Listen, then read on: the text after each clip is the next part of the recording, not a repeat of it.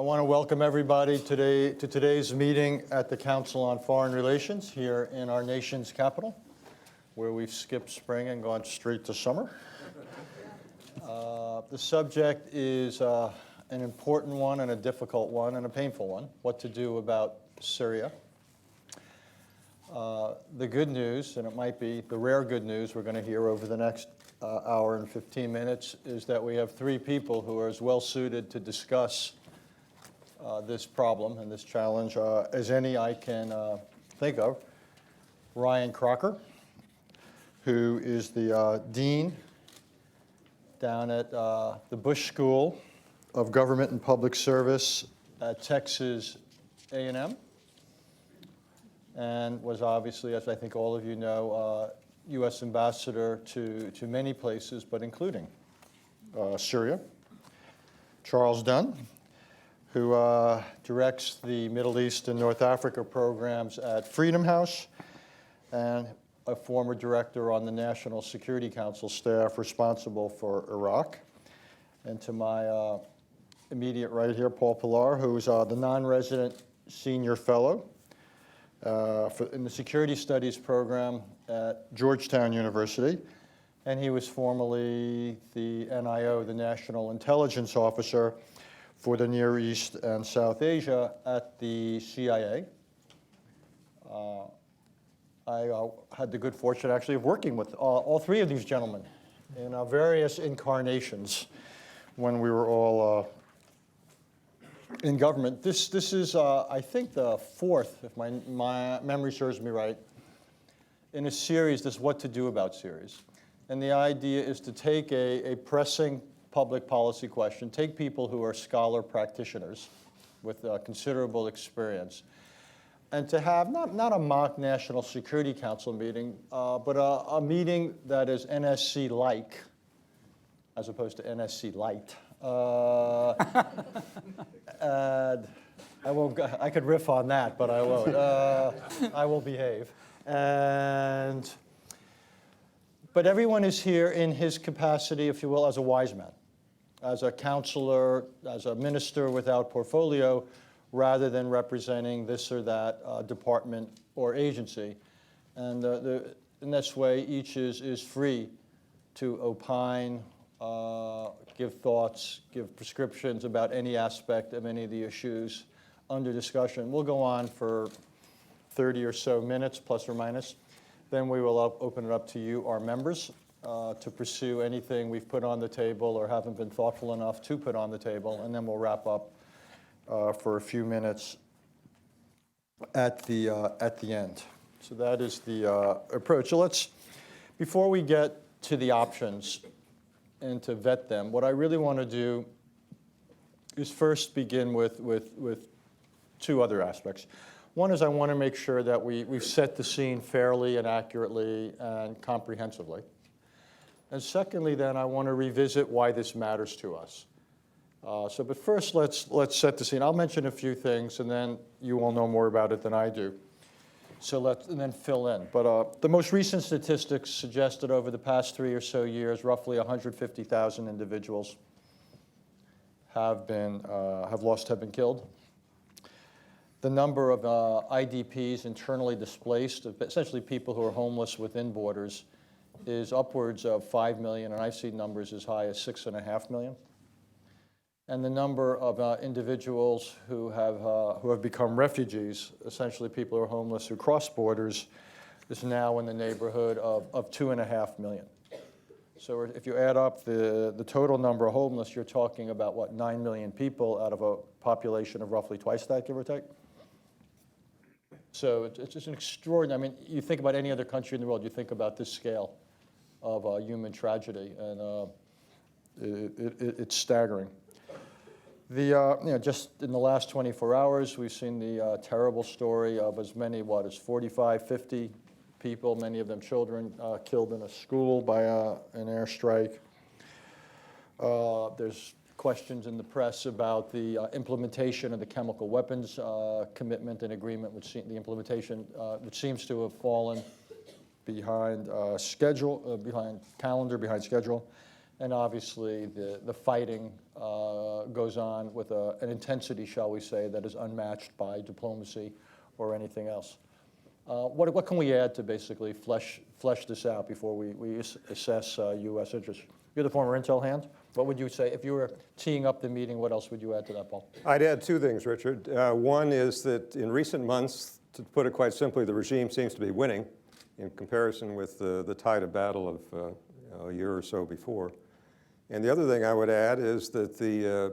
Can I interrupt you for a second? When you say winning, drill down. Does winning mean gaining control of territory? Does winning mean winning over, if one were to quote unquote take a poll, that they would have greater support, however enthusiastic or reluctant? What does winning mean? The very narrow sense of control over territory. Yeah. And the other thing I'd add, Richard, is that the problem all along of the opposition being plagued by division, and from our standpoint being plagued by including a lot of extreme and violent people that we wouldn't want to play golf with, is still there in spades. And I think those are two critical ingredients in talking about where we go from here. I would just add one aspect to the humanitarian picture. About 5.5 million of these people who are being affected by lack of access to health care, the fighting, starvation in some cases, and are children. So it's a disaster that goes well beyond just simple numbers. I'd also point out that the UN Office of the Humanitarian Coordinator has asked for some $2.5 billion in assistance from the international community. Only about 430 million of that has been delivered so far. Now, there obviously are some bilateral aid efforts, which are very important, including the U.S. effort. But that is having a serious impact on what's going on inside Syria. Just so I understand, is the problem a lack of response or a lack of absorptive capacity, or both? I think it's a little bit of both, and it's also partly due to the fact that the regime is inhibiting access by humanitarian agencies in the United Nations to actually deliver this aid inside the borders, which is another very serious problem. I just add one other thing, the international dimensions of this crisis. You have an almost unprecedented number of outside actors who are backing one horse or another in these fights, and it's beginning to spill over the borders. I want to get to that in a second, which is when we talk about the stakes, if you will. Ryan, anything we want to add to the setting? I would just add an historical note, which makes most Americans flinch. We don't do history. Why is Syria hard? Why, when we said Bashar must go, Bashar didn't go? Because this regime has been preparing for what is unfolding now for the last 3 decades, ever since 1982 and Hama, when Hafez al-Assad's brother Rifat surrounded the city and eliminated Syria's Muslim Brotherhood, along with somewhere north of 15,000 innocent Sunni civilians. The regime knew that a day of reckoning might come, and they have spent 30 plus years getting ready for it with a formidable intelligence, security, and military complex. They also know that when it came, they would be fighting for their existence as a minority community. The other thing out of 1982 was radicalized elements in the Sunni community that you did not find elsewhere in the region. Americans barely remember Hama. No Syrian will ever forget it, Sunni or Alawite. So that the opposition quickly took on a radical Islamic coloration has its roots back in Hama. We did not quite get that then. I wonder if we get it now. Let me just ask a couple of the questions, just so I understand, everybody else does, some of the setting. To what extent is the chaos of Syria and the suffering, if you will, neighborhoodized or localized or regionalized, and so big chunks of the society are still experiencing something that at least resembles a degree of normalcy, or to what extent is this just pervasive now across the entire scope of the country? The violence obviously is very, very widespread, but as all of us, and that's most people in this room that I recognize, who have been in war zones know. It is not all murder, mayhem, pillage, and plunder, every place, every hour. Sure, we're all in touch with people in Syria. Yes, there are relatively quiet places along the coast for the Alawis. There are areas of Damascus that are reasonably peaceful, and elsewhere in the country. So, like any conflict in the region that I've experienced, this is, as awful as it is, this is not total mass warfare that engulfs the entire country. And when we cite the statistics about deaths and homelessness and the rest, refugees, to what extent have the Alawis essentially been largely immune from this as opposed to suffering at an equal level? Or to what extent is this almost entirely, if you will, a reality for other groups within the country? Well, the Alawis certainly have not been immune in terms of carrying a lot of the fighting load for the regime. And there's a lot of reported resentment and unease within the Alawite community about the regime, partly for that reason, the cost that they've paid. Go ahead. Sorry, I would just add that up until at least last year, the Alawi areas along the coast, I mean, were almost virtually untouched by the war. I think as this has become more sectarian, more violent, we're starting to see more attacks in areas controlled by regime supporters, and I think that trend is only going to increase. Before I turn to the stakes, I just want to understand one other thing.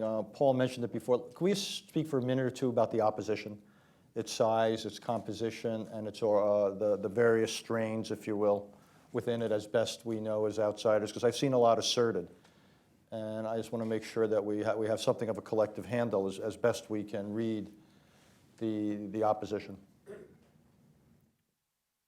I would hesitate even to try to put numbers on it. I think the qualitative attributes rather than the quantitative ones are the ones that we have to bear in mind, which involve the distinctions between political leadership, mainly in exile, and men with the guns on the ground, which are two very different things. And among the men with the guns on the ground, you have virtually as wide a spectrum as you can imagine between those that we might even consider playing golf with, and at the other end, to pick the group that has played a very major, unfortunately, role, ISIS, the Islamic State in Iraq and al-Shams, or sometimes rendered the Islamic State in Iraq and Syria, which is the group that's so extreme and so nasty that even Al-Qaeda doesn't want to have anything to do with it anymore. That is, okay. And just in terms of scale, are we talking about hundreds, thousands, tens of thousands? Of fighters? I think we're talking about thousands probably, but not tens of thousands. And I would say, based on experience in other conflicts involving irregulars, it depends on the day. Right. Okay. Who's taking their gun out and who isn't. Okay, so let's talk about the stakes. The humanitarian stakes, I think, are, if you will, painfully self-evident. Mm-hmm. This is a tragedy on a scale that, alas, distinguishes itself. That is clear. Let's talk, though, about the strategic stakes. And whether it's in terms of influence in Syria, spillover effects, either direct spillover effects because of fighting or because of refugees, or strategic, if you will, spillover effects. What's at stake here, and what's so far, if you will, the calculus of the strategic consequences of Syria? Want to take it?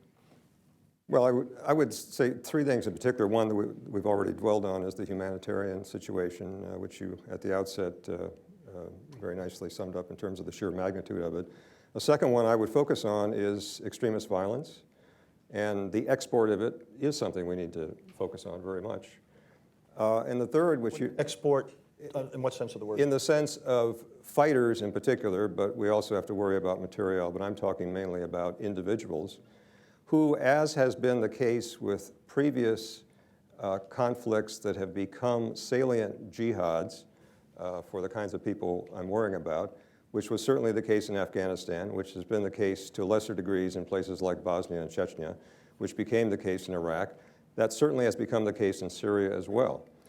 And we see some of our friends and partners elsewhere in the Middle East, particularly the Jordanians and the Saudis, conspicuously worried about exactly that, to the point that they have taken additional legal and security measures to try to deal with violent sorts that might have originated among their own citizenry but are now perhaps coming back.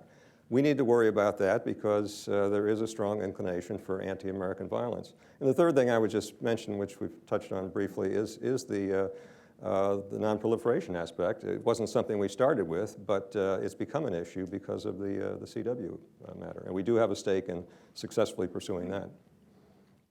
I would add to that, we're seeing in practically every country that borders Syria now signs of political and of violent tension. We're certainly seeing that in Lebanon, where there has been Syria-related violence that has broken out. The wars in Iraq and Syria are virtually merging and has become a sort of a cross-border. It has a cross-border aspect to it as ISIS fighters in particular go back and forth across the border. What's going on in Syria has helped embolden a lot of Prime Minister Maliki's opponents and the armed opposition to his government.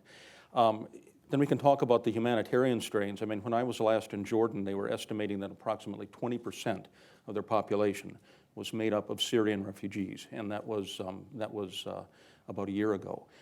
The population is even of Syrian refugees is even higher now, and that has huge social and financial costs for Jordan, for example. But it's also been an excuse that is used by the government to delay political reforms. So there's that aspect to it as well. And I think you're seeing this in pretty much in one aspect or another in pretty much all of the neighbors. I will just add on, because I don't think it can be said strongly enough or often enough. The metastasizing of Al-Qaeda and whether or not ISIS is repudiated by Al-Qaeda Central or not, it is generically the same thing. I would call it Al-Qaeda 3.0, and I would steal that without attribution, but I can't because Linda Robinson, who mentioned it to me, is sitting right over there. The impact in Iraq is obvious. ISIS owns Fallujah and much of Anbar. One consequence that could be very far-reaching is the fact that most Anbaris couldn't vote yesterday in the election. No polling stations because of the security situation. So whatever the outcome of the Iraqi election, Sunnis are once again going to feel disenfranchised and underrepresented. With what consequences that may bring, we don't know. The other point I'd make is we could see the beginning of a perfect storm here. The rise of violent Islamic radicalism and the refugee problem. And I remember my days in Lebanon, the radicalization of the Palestinian refugee communities. We saw it in Jordan, Black September. We saw it in Lebanon, the Civil War, and subsequently. We could see it again in Lebanon and in Jordan as young Syrian refugees who feel they have no future and no hope are co-opted or organized into radical movements that will further the destabilization of their host countries as the Palestinian refugee population did. Let me ask you about two other strategic consequences which are often part of the conversation. One is given the involvement of external parties, that this is one of the battlefields, if you will, in which Iran's relationship with its neighbors is being determined. And thus far, at least, it's strengthening Iran's hand in the region, one point. Secondly, that because of what the United States has, for the most part, chosen not to do, that this has increased the tendency of many decision makers in the Middle East to basically say, we have got to make our decisions increasingly apart from the United States and from US considerations simply because the United States is not prepared, right or wrong, we'll get to that in a minute, to play a substantial, much less decisive role. That this is, if you will, contributing to a post-American Middle East. Well, in the first one, I think I'd turn it around and say we ought to think about it not just about this being, Syria being a playing field in a larger contest with someone else like Iran, but rather what can the outsiders do to improve the horrible situation we've just been describing on the Syrian playing field. We'll get to that in a second. And in my judgment, I think we made a mistake in not thinking about it that way. Okay. What about on the second point about that, rightly or wrongly, fairly or not, that the perception of, if you will, U.S. minimalism in what it's doing or what it's chosen to do, that whether it's the Iranians, the Saudis, others, have essentially taken a larger read on that situation, which has then certain consequences, not just for Syria, but for the region more broadly. I think there's something very much to that. The Saudis, I believe, very much want us to see us playing a more active role. They are concerned that our relative disengagement benefits their adversaries and ours, such as Iran and Hezbollah. The Qataris and the Kuwaitis are playing roles that are often less than helpful. If we are seeking to check them, I would say so far without a great deal of success. So we need to be more engaged if we want to see our traditional allies in that region be working for the good and not the opposite. Well, go ahead, you say something, Charles. You know, and I would add, I think the Saudis in particular see this as almost an existential issue for them. Back since the invasion of Iraq, and I think they see this as part of a wider conflict with Iran and are willing to go to almost any lengths to fight that battle with us or without us. And I know that the Saudis were simply apoplectic about the refusal of the United States to take military action, airstrikes when it said it would. That relationship has deteriorated rather badly because of Syria. So, you know, unless the United States exerts some leadership on this front, it's going to become even worse. Well, that's the perfect segue. So, but let's not go through the past. We are where we are, and we might have taken certain actions at various times, militarily, diplomatically, what have you. But again, we are where we are. You can't choose your inbox. This is the inbox we've got today. So let's just break it down into three areas. Let's begin with the question of something the United States has done very little of, which is providing support for those elements of the opposition, to use Paul's inelegant phrase, we're prepared to play golf with. And let's revisit that. Is that, one, is it desirable? Two, is it doable? Are these people identifiable? Are there enough people who are identifiable who have goals or principles that we could live with? Do they have any sort of capacity militarily? Could they have? What would be the consequences of doing more for them? Intelligence, arming, whatever.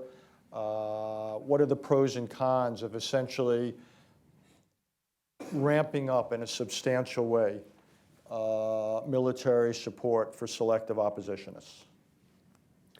It certainly behooves us to try to make those distinctions, and I have no doubt that my former colleagues in the intelligence community have a very big and difficult task trying to sort out that very messy part of the order of battle.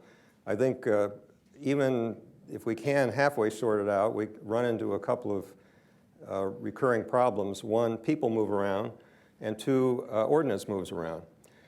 There's been some attention recently, of course, to the group, just to use as an example, this group Harakat Hazm, which is the ones that somehow got their hands on the US-made TOW anti-tank missiles.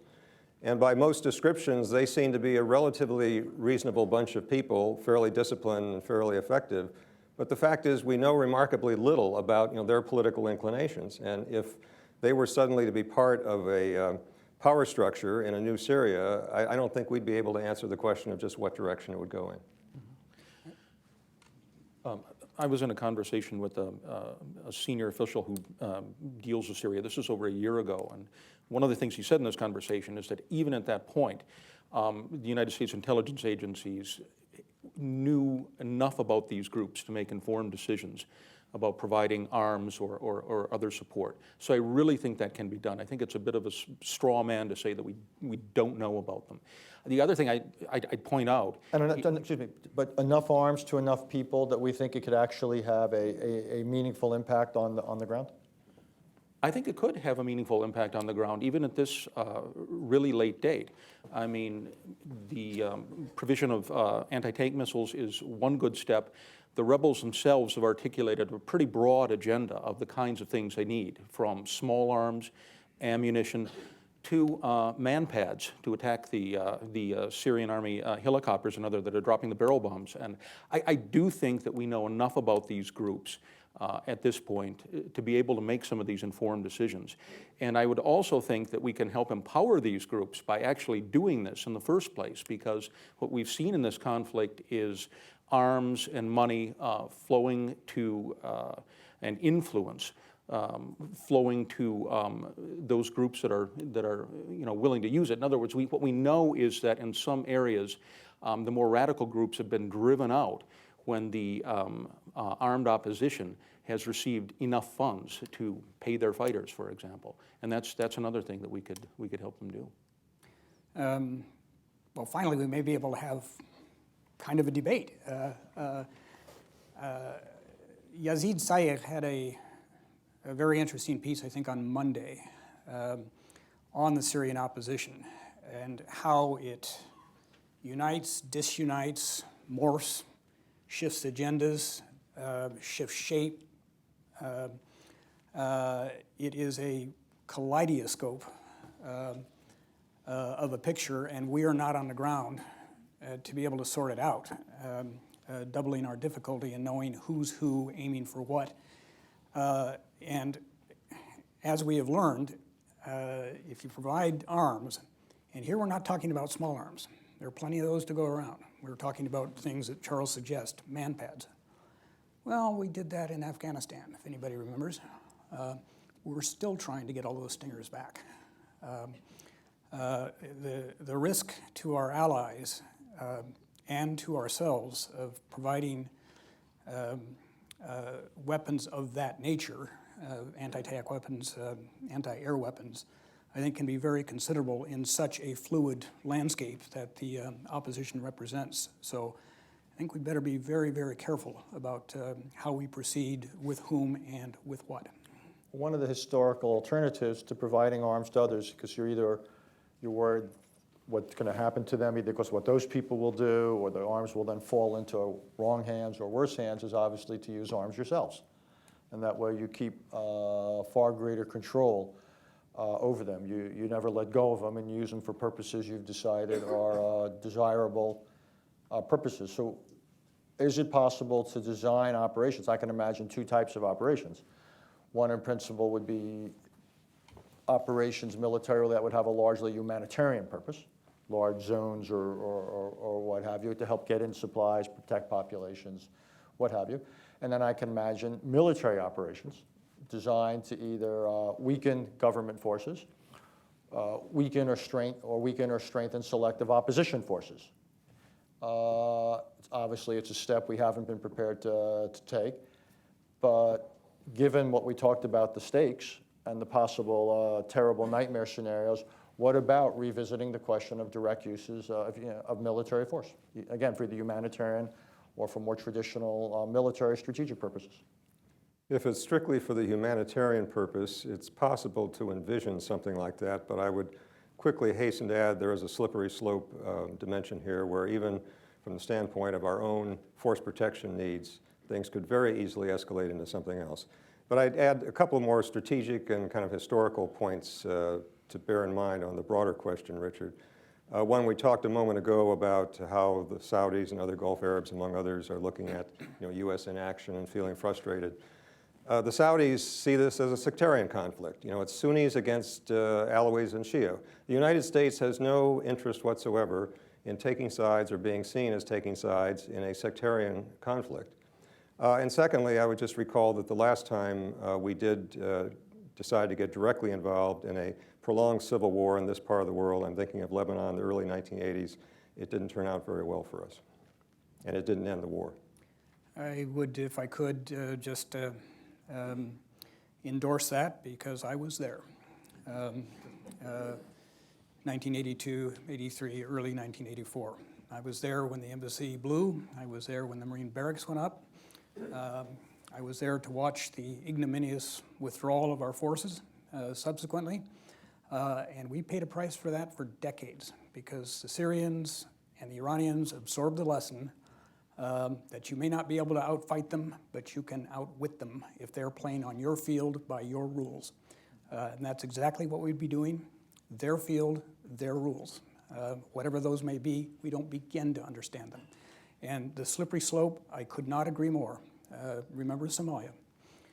We went in with the humanitarian intervention and we wound up with Black Hawk Down. I'll be the one to make the argument for limited military strikes against regime targets. When we drew a red line, we said any major use or even movement of chemical weapons would draw a military response by the United States. Obviously, that red line was crossed, and we decided not to go there. There are, even with the chemical weapons agreement, still instances, as we've discussed, about chemicals being used against civilian populations. We have ample justification for revisiting the red line if we wanted to do that. And I think we could achieve effects on the battlefield by striking, for example, airfields that the barrel bomb attacks are launched from, striking concentrations of armor and artillery, and without putting boots on the ground. And I think it's past time to revisit that. And imagine we were to do that, and that would presume, so the question is, presumably that weakens the capability of the government to press its fight. Then the question I then have is, how do other parties react and who benefits? And the first question is, do others step up, say, support for the government, other outsiders? Does the government do things it's not doing now? And to the extent you weaken the government, how do you increase the odds that those who benefit from it are not those elements of the opposition you don't want to see benefiting? Well, Mr. National Security Advisor, you finally posed the key question. It only took me an hour. I'm getting better. What outcome do we seek here? What is optimum for an end to the suffering of the Syrian people, regional stability, and America's strategic interests? Is it a toppling of the Assad regime? The Russians think we're completely nuts. Do we really want to see an al-Qaeda-affiliated government running Syria from Damascus? So we need to have a discussion of what outcomes before we talk about which means. Okay, well, let's do that. Let's put, if I put the cart before the horse, let me then ask the question, which is, because we haven't talked about diplomacy yet, and a political, and technical, at least in principle, whatever it was we do indirectly with military or intelligence support or whatever we might do directly is part of a larger strategy. And it seems to me one strategy is to oust the government. A second strategy is, and just full stop. Another would be, which is kind of our, in some ways was our Libya strategy. Another would be to oust the government, but to increase the odds it were succeeded or replaced by something else. Another would be simply to try to stop things. You might say, since those are impossible or desirable in some ways, what we really want to do is simply try to get a reduction, if not a cessation, in fighting for both strategic and above all humanitarian reasons. Where is it then, what should we be aiming at this point? Well, having really pissed off my boss, I will... Not for the first time in your career, if I remember. Nor the last. I would say that, there are some, it's not the American way, but there are some situations that we cannot decisively affect. I'm from the West. Every now and then we get mega forest fires like the one in Yosemite last summer. you can't put it out. No way you can extinguish it. You don't even try. You contain it. And I think where we are in Syria right now is dealing with a situation where no reasonable intervention by us is going to affect the outcome, and it may make it worse. Because your point on, well, if we take some of these logical, reasonable measures, what are the consequences? What does Hezbollah do? What does the regime do? What does Iran do? Because for Iran, this is an existential battle too. They will do whatever it takes to see that that regime does not fall. And we have to consider whatever it takes might be if we remove a certain conventional But there's two, capability. just interrupt it, but there's two separate considerations here. One is that no matter what we do, bringing about the fall of the regime will either be extremely difficult or impossible simply because of its tenacity and its outside sources of support. The other is, if we do everything we can to see the regime ousted, we might succeed, and then be careful what you wish for. And I was trying to parse what is the argument you're making. It would be that. Be careful that you don't wind up with what you wish for. And in the meantime, do everything you can to shore up Syria's neighbors and contain the fire so that it does not completely engulf Lebanon, Jordan, But the Iran. consequences of that, sorry for interrupting, but is it not the consequence of what you're saying, that something like what we've seen would then continue within Syria for months, if not years to come? It's hard to predict. We may see this settle into a certain kind of stalemate that might then open doors for both diplomacy vis-a-vis Syria and within the region. Look, I would just say, I think that point is very well taken, but I think what we've seen is that inaction on the U.S. part is not going to lead to an outcome, any kind of an outcome that we want. The situation has steadily deteriorated over the last 3 years, and I'm afraid that if we try to contain it, we are A, not going to succeed, and B, we're going to see much more serious destabilization in neighboring countries. Having said that, one of the things that we can do, which doesn't even involve military operations, is trying to improve local governance in areas that are now ungoverned or untouched by the regime, shoring up and helping to link the local governing councils, make sure that they're provided with what they need in order to provide services. It's very difficult in the current humanitarian situation, but it is something where we could focus some attention and possibly do some good. You could possibly do some good, but how would I put it? The ratio of good you could accomplish to bad that would continue would seem to me to be a pretty unattractive ratio. Yeah. Even if you got your wish. I'm not arguing against those things. Always nice to achieve some good at the margins. But let's be honest, what you suggest would be at the margins. If I could add, Margins, but it can be, it can be combined with other steps on the diplomatic front. For example, trying to shore up the outside opposition and help them build meaningful linkages with the fighters on the inside. That's extremely difficult, and it's been very frustrating for the administration. But I think a bigger effort can be made there, and that could actually be of some major assistance, even if you want to go the route of a diplomatic and a political solution.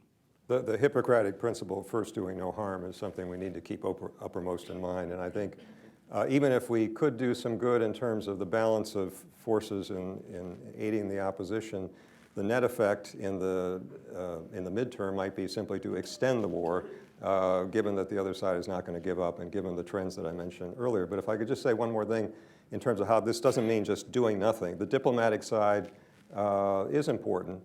When we're talking about the regime's main outside supporters, we're talking mainly about the Russians and the Iranians.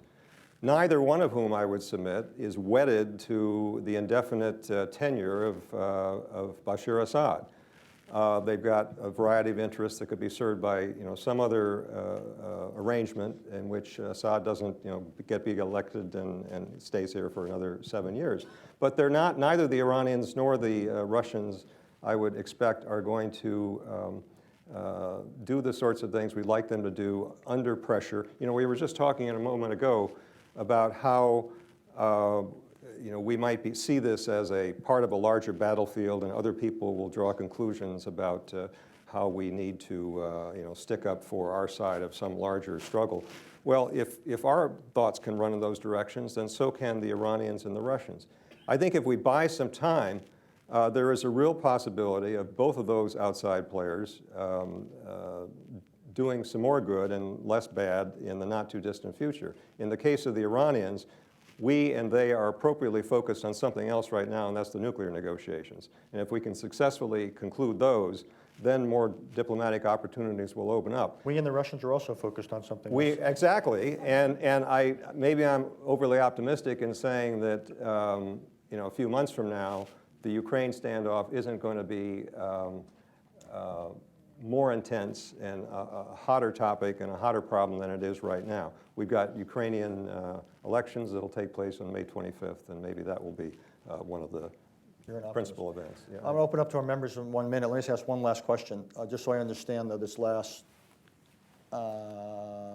angle, which is if we are going to try to introduce a diplomatic dimension with Iran and Russia as participants, as supporters of the regime, it seems to me that implicit, if not explicit in that, is we drop what had been the U.S. diplomatic approach, which is Assad must go, if you will, on day one of the diplomacy. And you're willing to have him remain in office for some considerable amount of time. And I guess the question is, you made one, I can't remember if it was you, Paul, or Ryan, made the point that the Russians and the Iranians are not necessarily wedded to the indefinite or permanent place of Bashar al-Assad in Syrian politics. But at some point, you either have to give them an incentive or pressure so they would see an alternative as either desirable or necessary. And so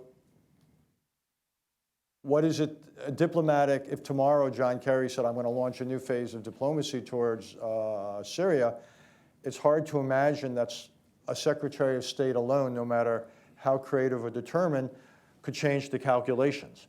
There would have to be other elements of U.S. policy, which again brings back questions of military action, arming opposition, or am I missing something in this conversation? Well, that's why I mentioned buying time, and Mr. Kerry appropriately will focus on the nuclear negotiations with Iran and with doing something about Ukraine to try to get that to simmer down. And if both of those things can show some success, then he'd be in a better position to do what you're hypothesizing.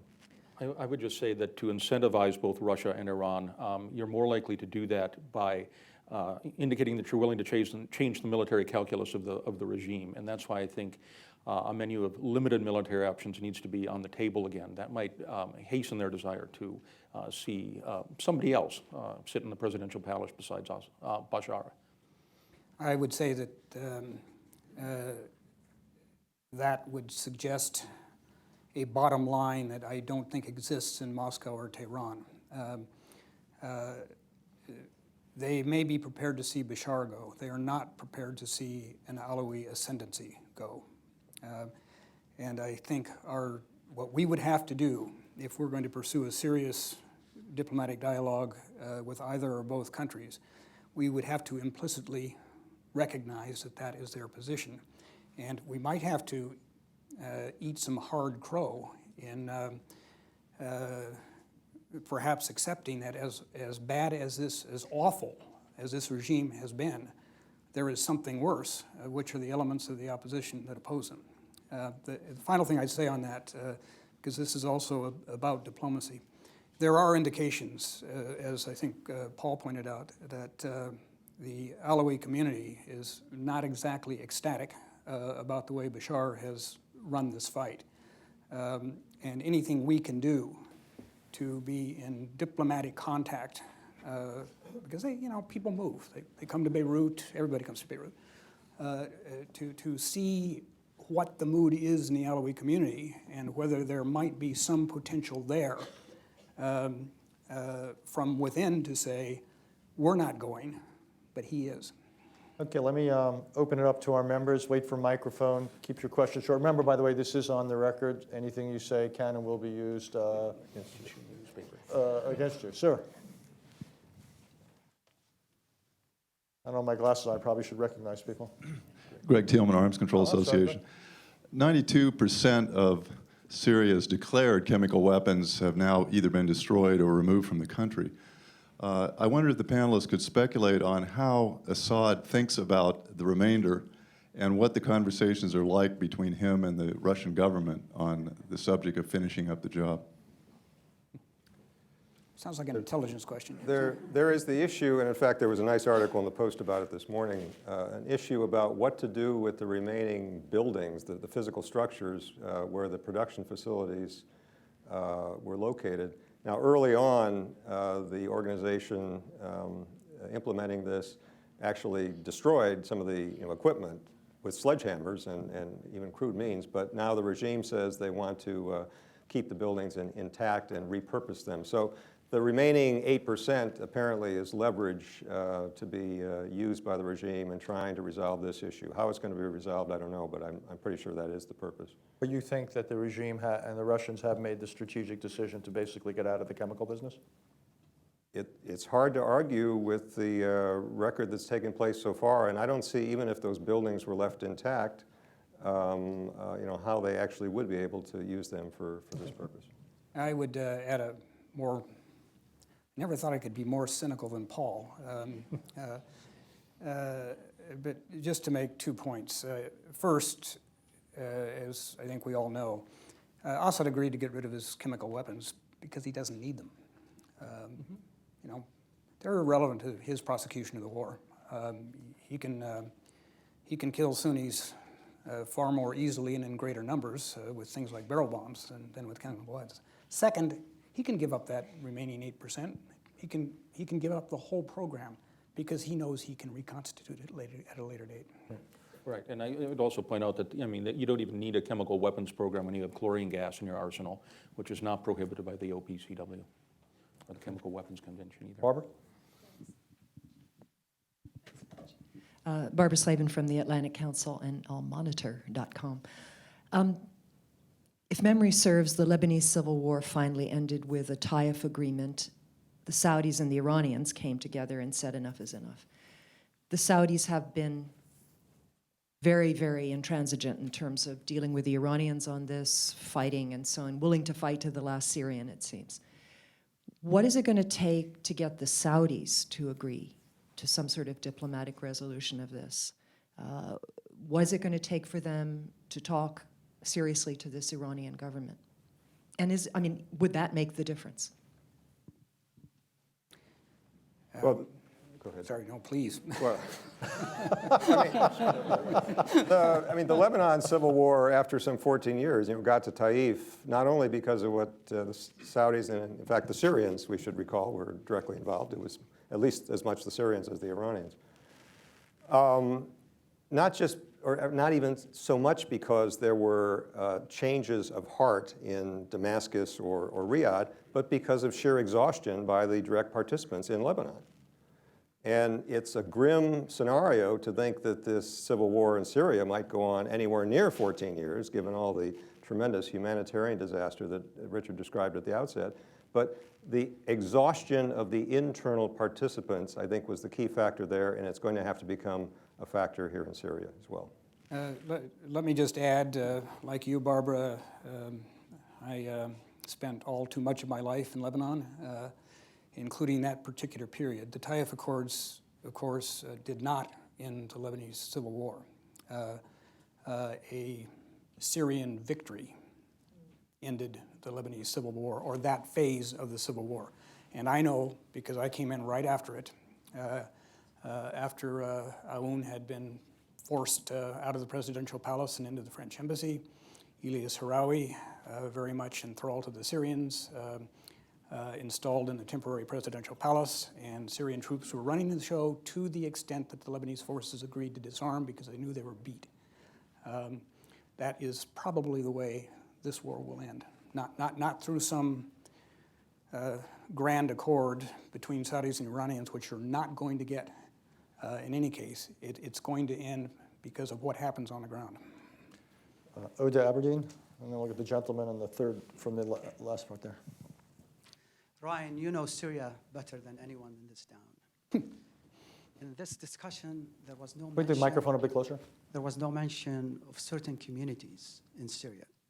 We have the Christians, we have the Druze, we have the Ismailis, And also we have the Kurds, and they probably make up maybe over 30% of the Syrian population, yet none of us talked about it. It was mainly Sunni Shia. But also in this conflict, there are what I call secular forces, nationalist forces that are on both sides of the struggle. Very, very true. As those of us who know Syria know,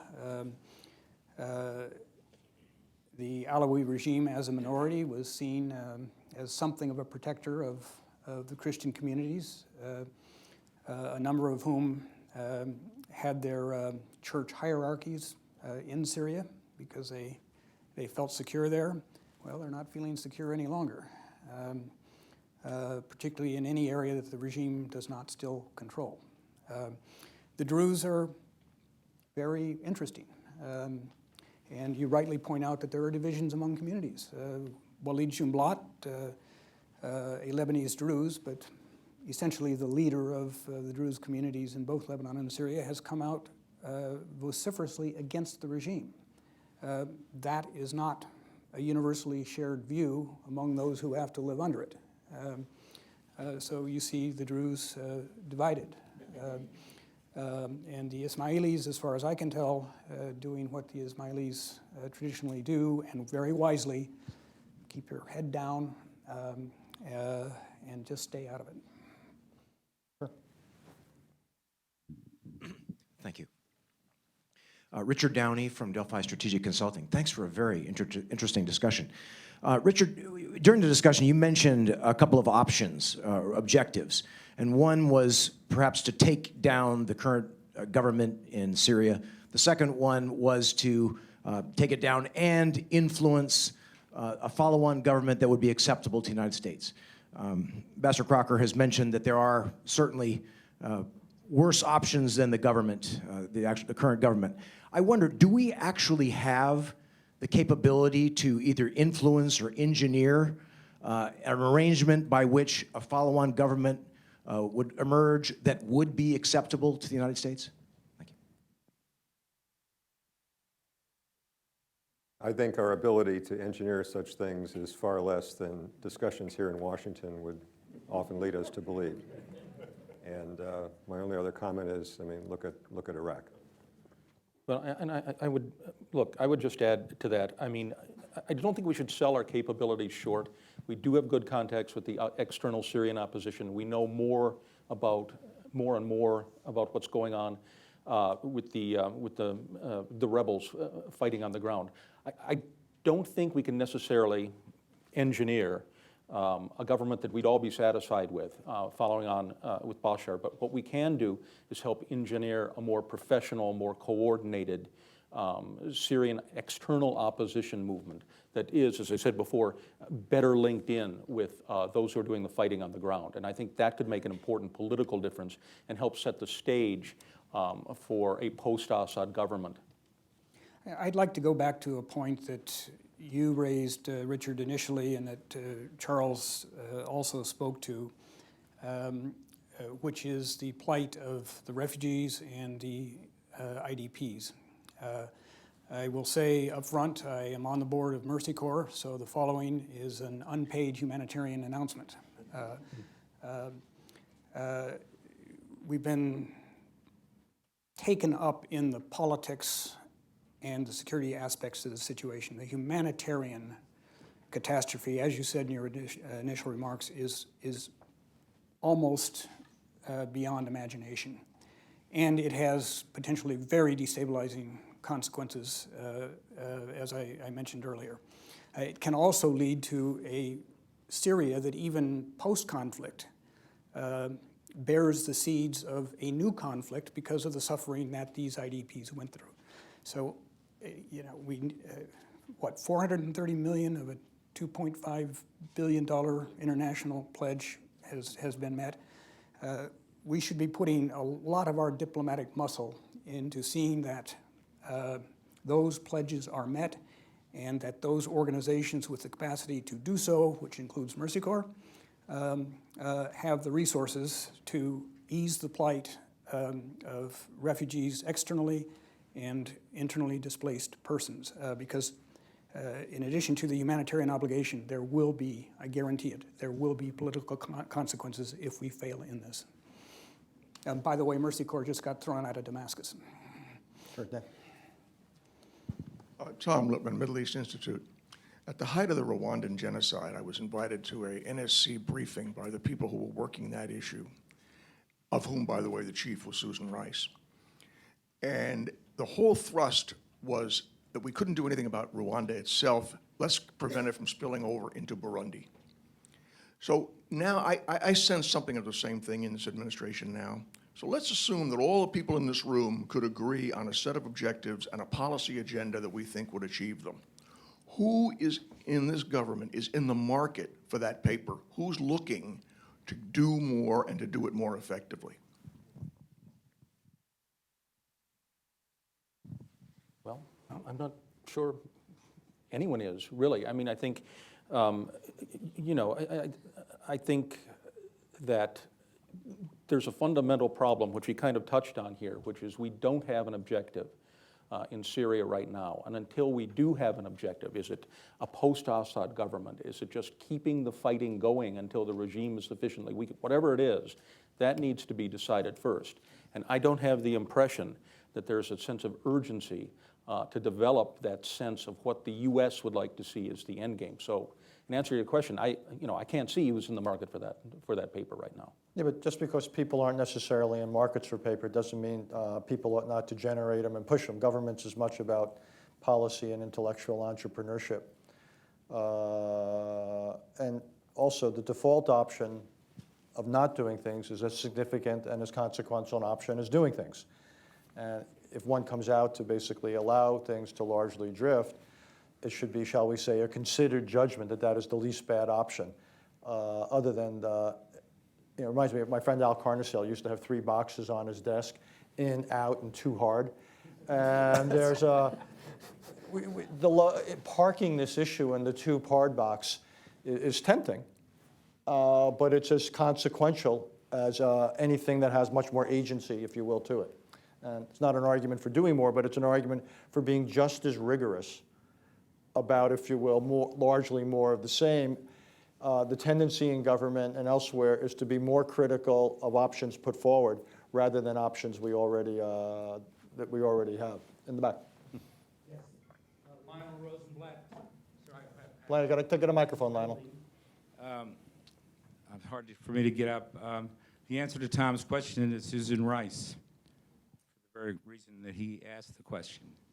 The second comment is that barrel bombing is a war crime against the Geneva Convention, and they ought to be brought down by cruise missiles directed to the helicopter.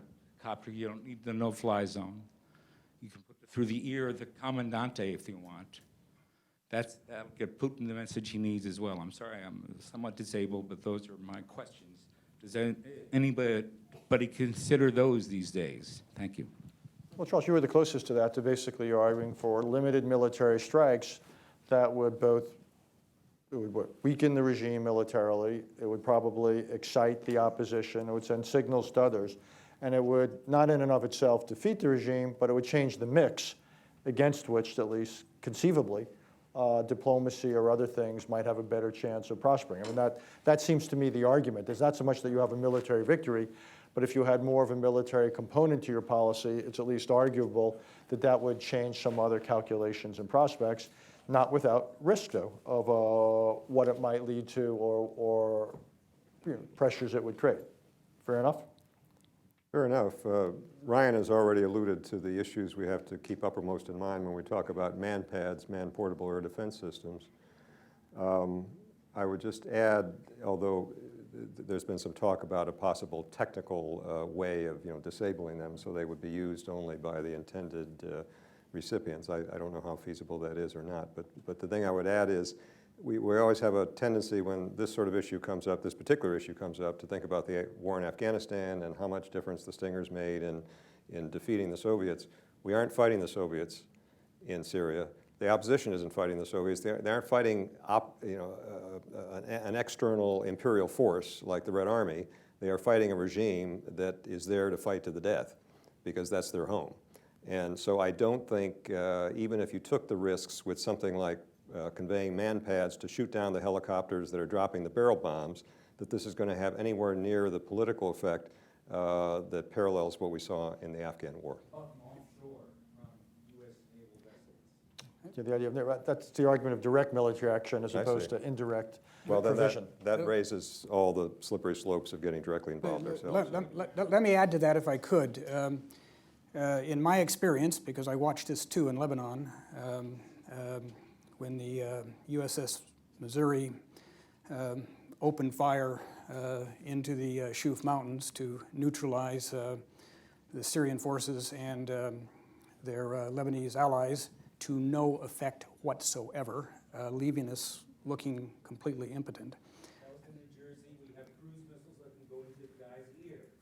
Yeah, that's great, but And no U.S. embassy to worry about on the ground. and that's great. But what if, and I think it is an overwhelming probability, what if none of that at all has a significant impact on the regime's ability to prosecute the war? Then what have we got? We intervened militarily, it had no effect, and do we then take, as Paul suggests, the next step? Now, I'd like to add one thing to what you said, because I think this is important and we didn't discuss it. War crimes. If we're seeking to change attitudes, certainly in Syria, probably in the region, pushing for war crimes designations against individuals on both sides, but particularly the regime, could push the debate within the Alawi community about what their future is and who should be responsible for it in a way that we haven't been able to do so far. And I think that is something that this administration should be given significant concern to. And I would add to the name Susan Rice that of Samantha Power.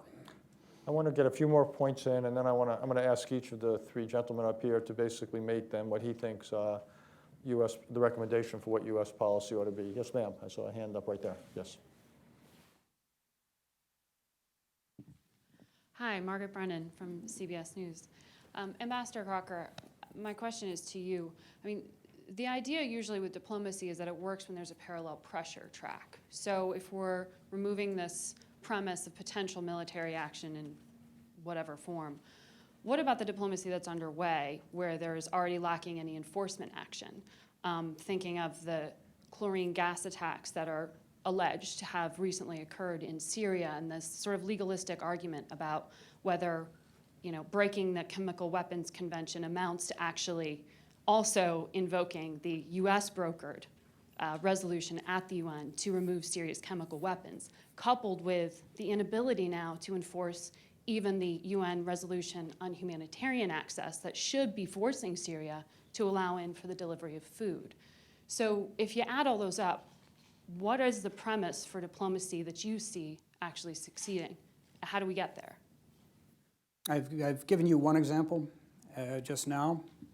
I have had a lot of experience seeing the combination of diplomacy and military muscle. General Swan and I experienced that together in Iraq. Sometimes it can work very effectively, but if you are going to employ military force, you had better be sure it is going to have an impact. Otherwise, you're looking at the situation that Paul and I described back in the early 80s in Lebanon, where the military presence, the use of some force actually works against you because it is seen by your adversary as being ineffective. So the first question you've got to ask is, have we got a military option that is acceptable to us? In other words, it isn't going to draw us into a Lebanon or a Somalia. Some would say in Iraq as well, not me, before you get any further on in the debate. It has to be credible and it has to be effective if you use it. And I think we got ourselves into trouble in Syria in the beginning by, again, if I learn nothing else as a diplomat, you better have the means to enforce any announced policy. And the first debate would have to be about, what military options do we really have? What effect would they have? Would that effect be enough to change an adversary's calculation? And what would the consequences be if it didn't? Then you talk about how you combine that with diplomacy. And again, I think that also gets back to the question of what does the United States government think the end game should be, and that will certainly influence the menu of military options. Just on the question of military options, so I sort of worry that if we are too cautious about laying out a menu of options, that we might be in a situation down the road, if this conflict deteriorates and spreads further across borders, where we're going to be faced with the necessity of taking some sorts of military actions, but just with a much less palatable menu and under much worse circumstances. So that's kind of at the back of my mind when I'm thinking we should, do more now to change the regime's calculations. Can I also make clear, I think it's a difference intellectually between thinking of military force in a coercive means, where you're trying to change calculations, which is always tricky, because in some ways it leaves the initiative with the guy on the receiving end, and using military force to bring about certain outcomes. And so it's one thing to try to use military force, say, to get Mr. Assad or people around him to do things differently. It's another you simply say, look, we want to take away certain capabilities. We want to shift the military balance somewhat. We think that we want to then, together with certain help directly for the opposition, we believe that could create a different context for diplomacy. Again, I'm not saying necessarily this is what I'm favoring, but I do think there's a fundamental difference between coercive military force, which is problematic in some ways, or at least it's an instrument you can only use if you're willing to be prepared that it won't have the effects you want, and then you've got to decide whether to leave it at that or escalate. And military force, which is used, if you will, in a purposeful way to actually destroy certain things and change certain balances. And that seems to me that's a more straightforward use of military force. Not easy, not without risk or other potential downsides, but it is a different calculation than coercive military force. In either case, though, Richard, I think the point remains the same. You had better be sure going in that the military means you intend to employ for either set of objectives is going to accomplish those objectives. Because if it doesn't, you are in a worse place than when you started. And if I could add, in this case, unless the scenario we're envisioning is an opposition column rolling into Damascus and pushing out the regime without even a flag of surrender as part of the negotiated arrangement, then ultimately, these two uses of military force in this particular case may amount to the same thing. Well, part of it also, though, it seems to me, depends upon whether you think you've reached a point where there is or is not the prospect under certain conditions or circumstances of something like a diplomatic, if not solution, at least something of a calming. And if you think that so much has happened, any outcome other than a black or white fight to the finish, and all, it seems to me that leaves you in certain directions. If you think, however, there are outcomes where people might be prepared to settle or make certain compromises, or either voluntarily or because of outside pressure, then it seems to me you have a slightly larger range of options. I certainly would agree with the general proposition. I think on that continuum, we certainly have not reached the point where either side, let alone both, are prepared to consider negotiated outcomes. So the question really becomes, what can we and others do to move them in that direction? Sal, call this on. A couple of points. One, our ability to predict what the adversary will do under different set of circumstances is also very limited. The experience would show. I remember during much of the 1980s that our intelligence predicted that the Soviets would never leave Afghanistan short of victory. And therefore, the policy had to be informed by that. And at the end, we actually carried out our policy with that intent and didn't care about who got the arms because we didn't think there would be a post-Soviet Afghanistan because that was seemed like a reasonable assumption, but it turned out to be wrong. And similarly, from the 90s, when in the aftermath of the Kuwait War, there was a disastrous humanitarian situation we faced in Iraq in the north. And again, I remember the collective wisdom saying if we went to do a no-fly zone, stop the Iraqi regime forces from coming into the Kurdish area, there would be a slippery slope, and we'll be back into Iraq. We will have to go to Baghdad to deal with it. And it didn't turn out that way. So I would say we need to be humble on both sides in terms of predicting. I think the record would show that.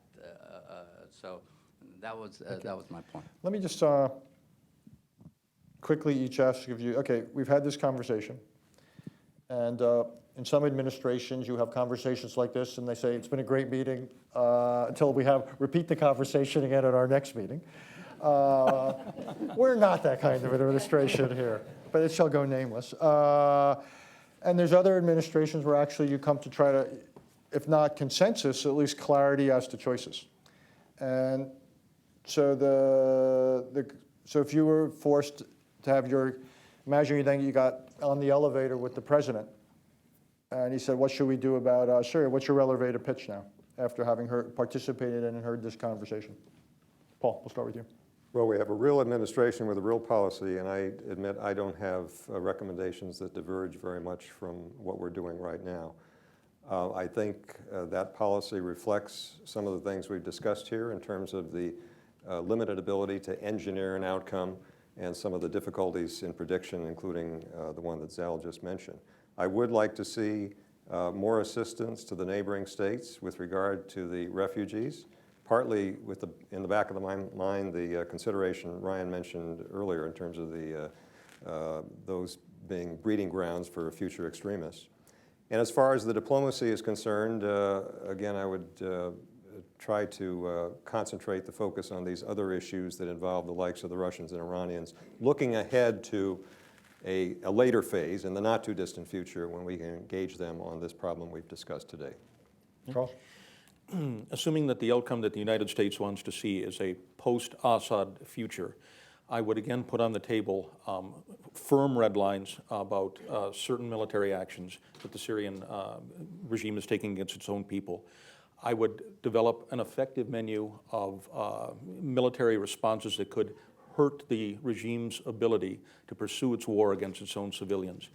I would also resolve that the United States really has to exert leadership on the humanitarian front, on the political front, especially with our allies in the Gulf, so that we are more or less coordinating our efforts toward an agreed upon outcome. And, again, I would seriously consider organizing a humanitarian response that does not depend on the agreement of the government to allow the United Nations into the country. First, let's be clear about our goals. Do we seek not only a post-Assad Syria, but a post-Alawi Syria? What do you see? This is your chance for a recommendation. I think we would be making a grave mistake if our policy and our efforts were aimed at flipping the tables and bringing a Sunni ascendancy to power in Damascus, because of the great likelihood it would be dominated by the worst of the worst. So first, we're going to have to define that. Second, whatever goal we decide on, we need to be certain we have the means to achieve it, because we haven't done such a brilliant job so far with our red lines.